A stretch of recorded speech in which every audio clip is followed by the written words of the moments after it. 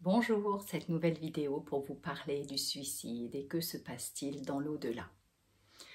Le sujet concernant le suicide est évidemment, vous pouvez vous en douter, très complexe. Je vous parle de ce sujet en vous exposant ma vérité à travers mes expériences ou mes compréhensions.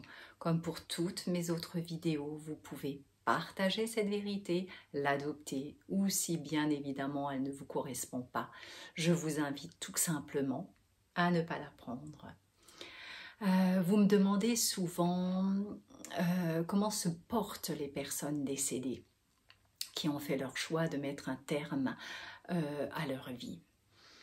Moi, je dirais, même si le monde spirituel est constitué d'amour et de bienveillance et que la notion de punition n'existe pas, bien évidemment, malgré cela, ce n'est absolument pas une solution pour quitter rapidement la Terre et s'y réfugier dans cet autre monde et de penser vouloir bénéficier d'une vie sans souci. Ça ne fonctionne pas comme ça. Chaque âme constitue un maillon essentiel lors de son incarnation. Elle emporte avec elle un cahier de charges avec des expériences et des défis bien définis qu'elle doit mener à bien, ou plutôt dirais-je à bon port durant toute sa vie terrestre. Si nous n'allons pas au bout de nos expériences, alors nous devons tout simplement les achever dans notre nouvelle incarnation. À propos du suicide, le suicide est simplement une bombe, je dirais moi, retardement des expériences à faire ou un déplacement de problèmes dans une autre vie.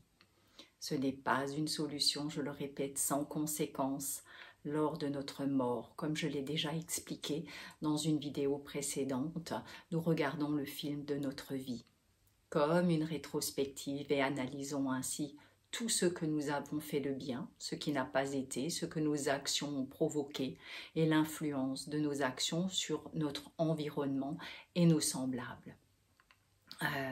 Après cette rétrospective, nous pouvons être en paix ou tout simplement en questionnement.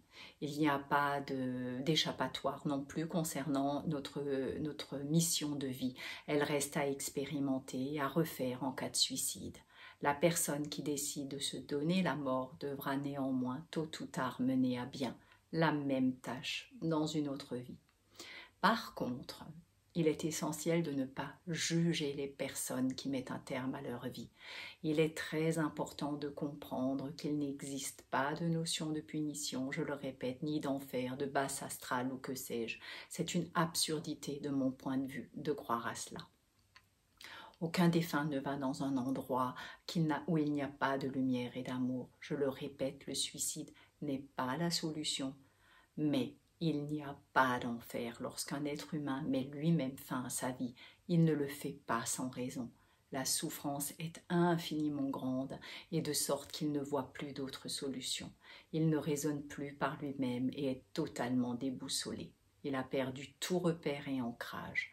Cette âme est si perdue qu'elle a besoin d'être entourée d'amour et de bienveillance, de compréhension, de paix, qu'elle obtient évidemment par cet autre monde.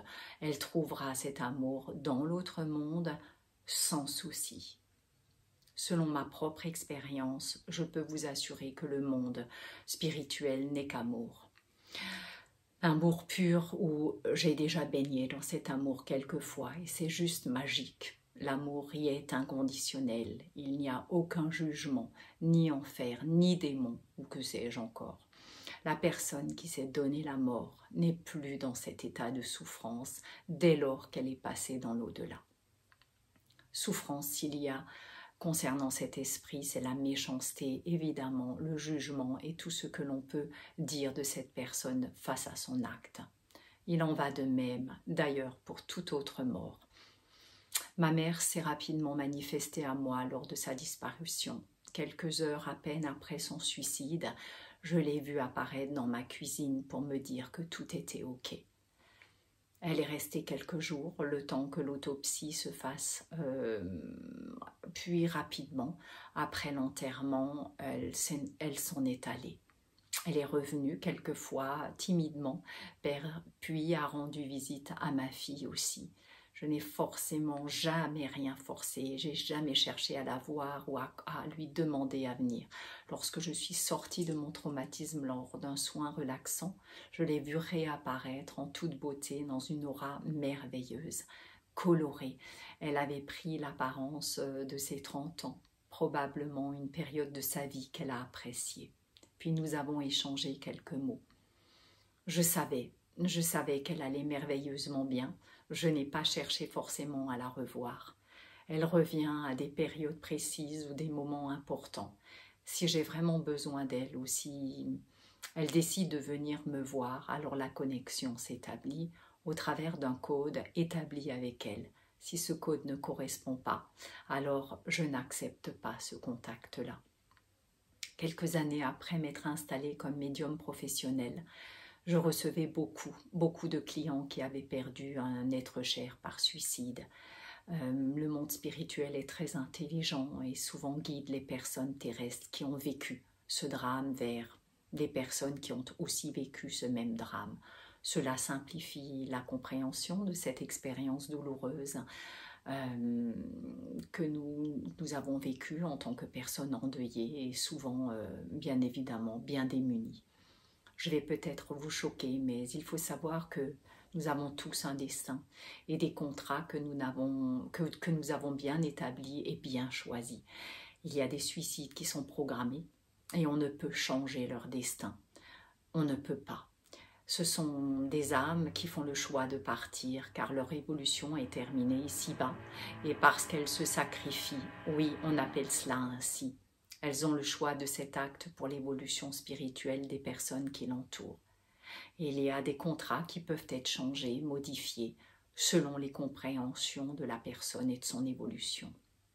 Ça, c'est encore différent.